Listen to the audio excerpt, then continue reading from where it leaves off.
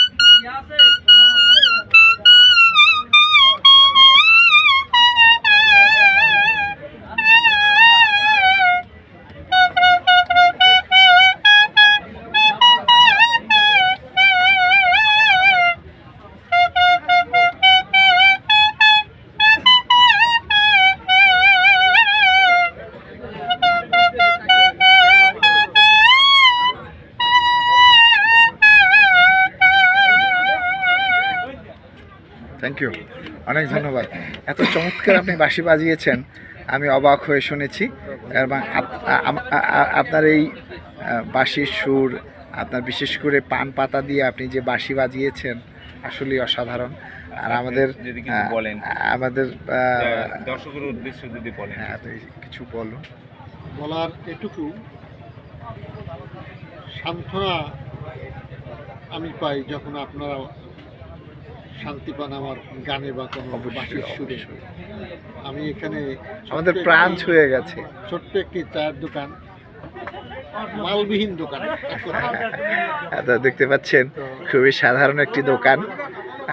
তিনি আসলে সুখী মানুষ। সবচেয়ে বড় কথা, তিনি মানুষকে গান শুনিয়ে এবং এই পাতার বাঁশি বাজিয়ে আনন্দ পান এবং মানুষকে আনন্দ দিয়ে থাকেন। আসলে আমরা আসলে ধন্য এই ব্যক্তিটিকে পেয়ে, সত্যি আমরা আসলে ধন্য আপনাকে পেয়ে। আপনাকে অনেক ধন্যবাদ এবং আপনার কথাগুলি আমাদের কাছে খুবই গুরুত্বপূর্ণ। বিশেষ করে আমাদের আরিফ রহমান না থাকলে হয়তো আমি জানতেই পারতাম না এত সুন্দর একটি মানুষ, এত গুণী একটি মানুষ। আমি আরেকটু বলবো যে অবশ্যই আমাদের শিল্পী জগতের মূল্যায়ন কিন্তু আমরা অনেকের মাধ্যম দিয়ে যাচ্ছি।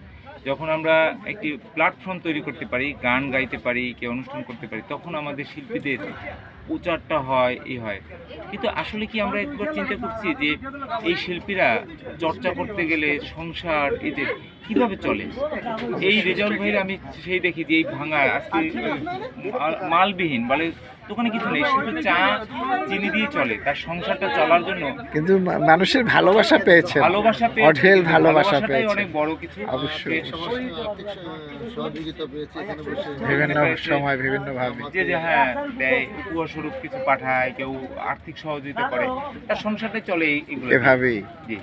আমরা আসলেই ধন্য, আপনার মতন একজন ব্যক্তিকে আমরা পেয়েছি এবং আপনার প্রতিভা আমরা জেনেছি, এবং আমি চাচ্ছি আমার মাধ্যমে অনেক মানুষ জানুক আপনার এই বিরল প্রতিভা এবং সম্পর্কে। আমাদের বরগুনায় চেষ্টা করবো যে আমরা রেজাল্ট করিমকে আমরা বরগুনায় নিয়ে আমরা বরগুনায় একটা কালচার অনুষ্ঠানে যা অবশ্যই, তাকে দাওয়াত অবশ্যই, দিয়ে অবশ্যই। আমাদের যেভাবে হোক একটা আপনারা যারা কুয়াকাটা আসবেন অবশ্যই রেজাউল ভাইয়ের দোকানে আসবেন। আপনারা জানেন খুব সাধারণ একটি দোকান, কিন্তু এই মানুষটি আপনার দেখেন যে তার প্রসাদের যেসব বসা হ্যাঁ হ্যাঁ হ্যাঁ একটা ছবি আছে ওর ভিতরে। আমার জি। বিভিন্ন সময় বিভিন্ন চ্যানেল থেকে তাকে ইন্টারভিউ নিয়েছে এবং তার প্রতিভা সম্পর্কে জেনেছি। আমি ক্ষুদ্র মানুষ, আমি ধন্য এই ব্যক্তিটিকে আমি আমার সামনে পেয়েছি, এবং তার আমি সামান্য মানুষ লাইভে হিসেবে যদি যারা দেখে যদি আসে তাহলে সেটি আমরা অবশ্যই অবশ্যই অবশ্যই ধন্য। তারা জানেন বেশ কিছু মানুষ এখানে দাঁড়িয়ে ছিল, তার সম্পর্কে জেনেছে, এবং তার যে বাঁশির সুর এবং পান পাতা দিয়ে যে বাঁশির সুর আমাদের শুনিয়েছে। আসলে আমরা ধন্যবাদ ভাইয়া আপনাকে। ধন্যবাদ আপনাকে।